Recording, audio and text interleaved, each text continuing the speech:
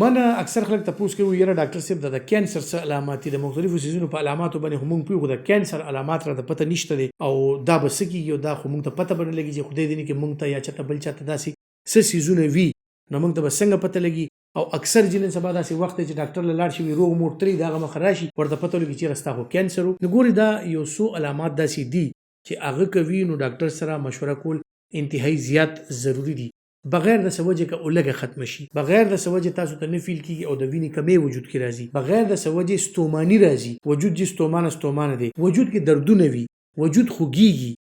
وزن کمیږي او یا یو خاص ټایم کې په اورس کې تب راځي یا خپل اسونه چرته پړسوب راشي نو دا داسې سيزونه دي چې دا اګنور کول بالکل هم نه دي پکار دي د پر ډاکټر لا ضرور تک پکار دی چې کله چا خوب ډیسټرب دی د چا اولګه ډیسټرب دی د چا وزن نه دی ټیک وزن کمیږي او ستومانی پکې راځي فټیګ پکې راځي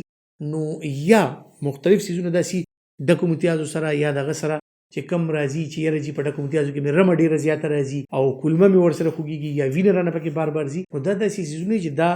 مختلف علامات دي چې په وجود کې د نن بعض اوقات څه بیماریاں وي او دا علامات بنده ته وي خو هغه ته پته نه لګي او اله پته لګي چې هغه بیماری ډیره زیاته سیوا شي نو که دا علامات چاته وي خپل ډاکټر سره ضرور مشوره وکړئ